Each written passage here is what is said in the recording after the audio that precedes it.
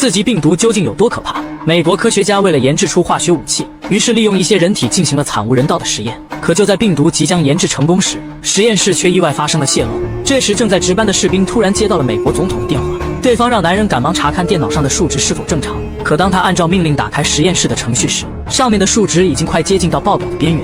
总统立刻命令士兵按下自爆程序摧毁整个实验室。可还没等男人反应过来时，一双大手突然猛地拍打着防护门的玻璃。士兵好奇地凑前一看，发现这名实验人员口吐白沫，嘴巴里还不停地冒出黄色液体。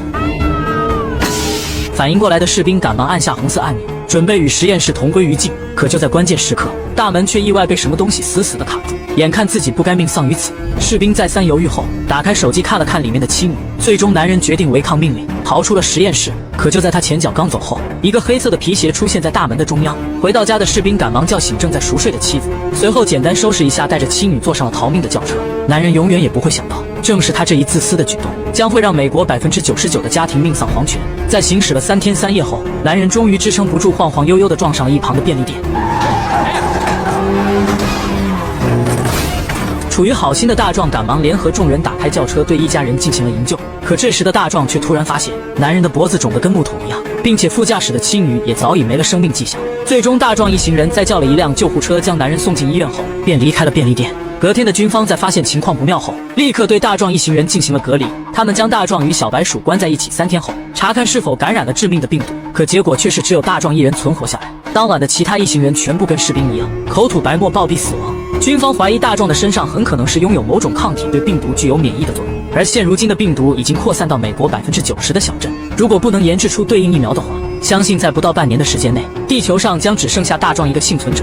眼看自己稀里糊涂地变成了全人类的希望，大壮只好答应负责人老白的请求，同意成为他们的研究对象。可还没等实验开始，一名护士的孩子便被检测出抗体呈阳性，这也意味着实验室很快将会被沦陷。于是老白赶忙派遣装甲车将大壮转移到全美最安全的实验基地，这里处于的是地下3000米的堡垒，就算是世界末日，里面的物资也足够让他们过上几百年。在聊天中的老白还将有关实验室的秘密告诉给了大壮。其实他们一直是由一个指挥中心发布的任务命令，但没有人见过指挥官的真面目，只知道他是一个心狠手辣的狠角色。他们现在所做的一切都在他的监视范围内。事后的老白在安顿好大壮后，便离开了实验室，准备着明天的手术器材。晚上的大壮在做梦时，意外发现了实验室里突然出现了一片苞米地，紧接着从里面传来了一阵婴儿的哭声。他跟随着声音的方向来到了玉米地的中央，可眼前站着的却是一只恶红眼的大黑狼。被吓得大壮赶忙从睡梦中惊醒，紧接着老白病殃殃地打开了实验室的大门。大壮在看到老白的样貌后意识到了情况不妙，老白在离开实验室后也被传染了病毒，这也意味着地堡里的所有人员将无一幸免。老白在意识还清醒前，祈求大壮能够杀死自己，他不想像其他感染者一样浑身充满黄色液体，被折磨得生不如死。就在大壮准备动手时，身后的大门突然响起，原来是特工接到命令，在临死前必须要解决掉大壮。就在男人准备动手时，老白替大壮抵挡了手枪的子弹，紧接着大壮趁机解决掉了男人。就在大壮惊魂未定时，实验室的大门又突然打开，从广播里面传来了一个男人的声音，对方让大壮按照头顶上的灯光方向走进眼前的电梯。最终大壮按照男人的指示来到了指挥中心，看到了那个心狠手辣的指挥官。男人称他与刚才暗杀大壮的特工并不属于同一个部门，所以他没有杀掉大壮的理由。现如今最具安全性的地堡也被病毒沦陷，可想而知地面上的人类是何等的惨烈。在最后时刻，男人打开了秘密通道，让大壮回到地面，自己则开枪选择了自杀。大壮跟着秘密通道一路小跑，在路过实验室时，里面的惨状令他瑟瑟发抖。幸存者小帅骑着单车来到街上寻找着是否有其他幸存者，可不管他怎么呼喊都没得到任何回应，小镇上的居民几乎死绝。于是小帅趁着没人之际来到商场四处搜刮一番，在看到路边的警车后，小帅被吓得将偷来的物品扔在一旁，随后悄悄地来到了警车的身边。在看到里面的警察也遭受到病毒的感染死亡后，小帅悬着的心这才放了下来。于是他打开警察的车门，准备偷取女人身边的手枪。可当车门打开的那一刻，一股刺鼻的恶臭味从里面扑面而来。在看到手枪就在眼前后，小帅强忍着剧臭从尸体的身上拔了下来。有了这把杀伤力的武器，他就可以做一些平时不敢做的事情。于是小帅骑着单车来到了暗恋女神小美的家里。在看到此时的小美正在院子里挖坑后，小帅缩回身子返回到了十字路口，然后假装寻找幸存者路过此地。Anyone alive out there? 小美在听到是偷窥狂小帅的声音后，大概知道了对方的意图。平时的他就经常对自己图谋不轨，现在正好被对方逮到了机会。果不其然，小帅在来到院子里后，立马抢过小美手里的铁锹，准备和她一起掩埋尸体。原来小美的父亲在1天前也感染了病毒死亡。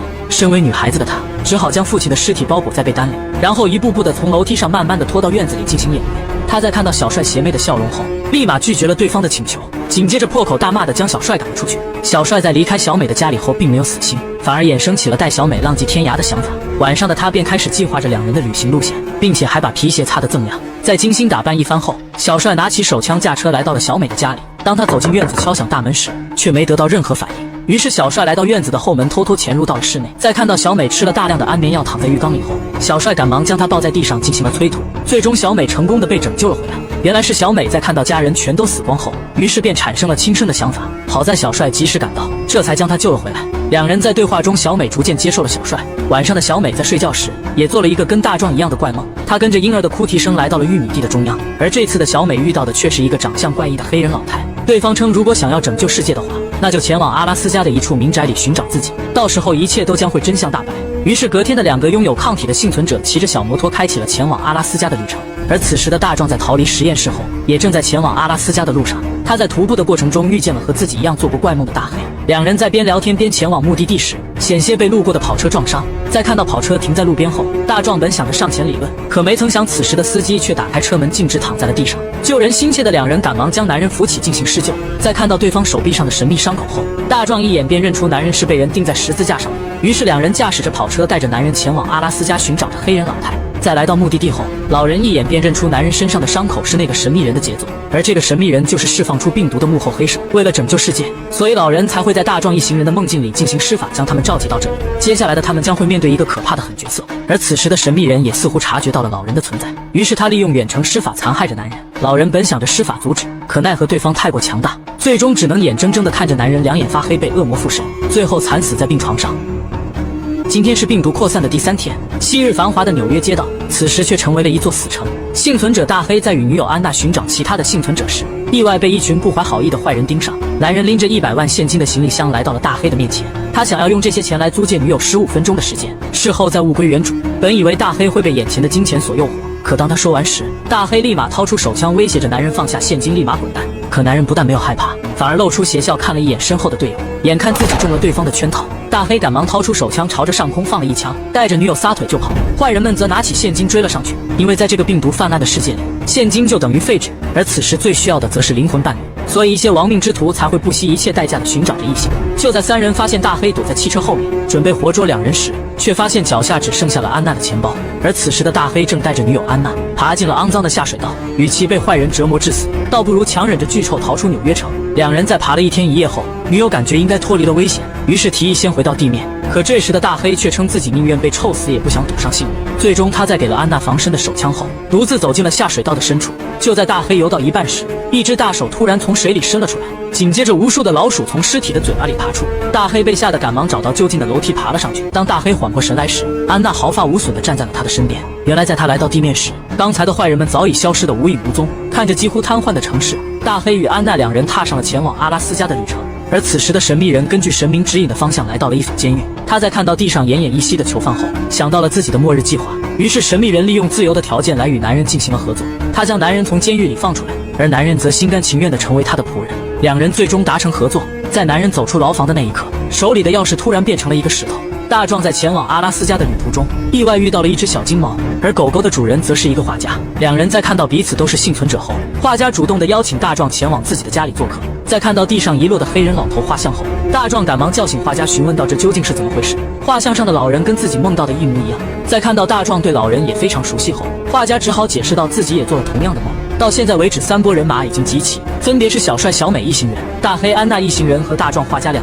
接下来对抗神秘人的计划正式开始。在临行前，小美给几人拍了一张合照，而小帅则自告奋勇地提前驾驶着摩托车前往实验室。就在他准备超越前方的女司机时，却意外撞上了急转弯的护栏上，结果可想而知。小帅以200码的速度摔到了山坡的树枝上，他竭尽全力地祈求女人能救救自己。They didn't get the rope from my saddlebag. 可女人只是摘下头盔，敷衍地看了几眼，随后便驾驶着摩托车扬长而去。因为他的真实身份是神秘人安排在他们之中的沃德。现在的小帅已经没有了威胁，接下来就是处理大壮一行人即可。小帅在临死前写下了自己的遗言，随后关上笔记本，安心地躺在树枝上，等待着乌鸦的啃食。而大壮这边则是选择了求稳的方法，几人徒步前往北部的实验室。他们从寒冷的冬天一直走到了炎热的夏天。在看到路边破烂不堪的摩托车后，大黑意识到了情况不妙，下面的尸体很有可能是小帅。于是他鼓足勇气来到下面，打开了地上的笔记本，而上面记载的则是小帅遇险的整个过程。丽莎在驶离案发现场后，在大壮一行人的必经之路上安放了炸弹，在成功点燃引线后，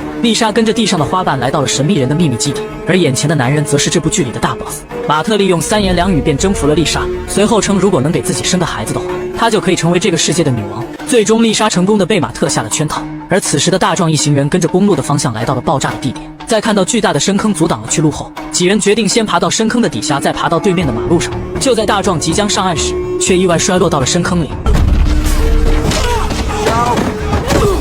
大壮的右腿在跌落的过程中被意外摔断，现在的他们只有2个选择：一是几人放弃大壮继续前往实验室，二是带着大壮休养伤口从长计议。几人在思考片刻后，最终选择留下金毛来照应着大壮，他们则继续踏上了阻止灾难的旅程。就在几人行走到一半时，一辆豪华轿车停在了他们的身后，从车上下来了一个穿金戴银的男人。 Hi, fellas.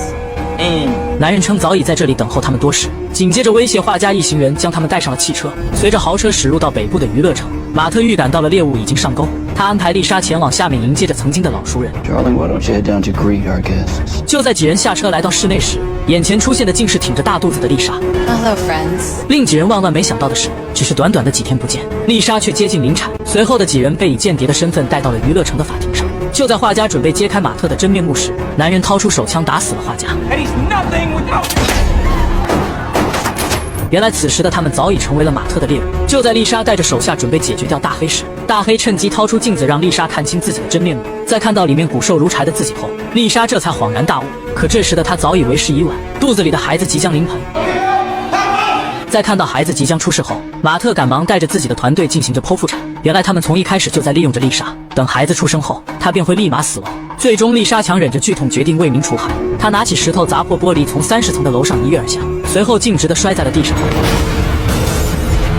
悲痛欲绝的马特决定拿大黑2人为孩子陪葬。就在众人呼唤着打开闸门时，一个男人拖着一颗原子弹来到了现场，而他就是被马特从牢房里救出来的那个犯人。在核聚变能量的吸引下，一股雷云包围了整个娱乐城。下一秒，一个强大的闪电从楼顶的灯柱里打了出来，被击中的人类当场变成了灰烬。女人刚准备跑，就被闪电劈成了2半，娱乐城瞬间乱成了一团。马特本想着上前阻止，可奈何核聚变的力量太过强大，最终他也被闪电击中，变成了灰烬。原子弹产生的力量瞬间将美国的北部夷为了平地，就连相隔在几万公里的小美也看得一清二楚。好在大壮左腿受伤，才捡回来一条命。在他拖着疲惫的身体回到家乡的同时，小美顺利地产下了一名女婴。当他掏出英雄们的合照进行哀悼时，大壮带着金毛一瘸一拐地来到了小美的身后，2人最终相拥在一起。随着时间不断的推移，小镇的居民开启了全新的生活。大壮与小美2人也组建了一个家庭。就在2人来到新买的别墅时，金毛对一旁的玉米地咆哮了几声。当大壮叫回金毛后，一个小女孩将布娃娃拽回到了玉米地。隔天的小美来到水井旁准备打水时，身后莫名的传来了马特的声音。下一秒，小美被水井里的老鼠咬破手指，意外摔入了水井里。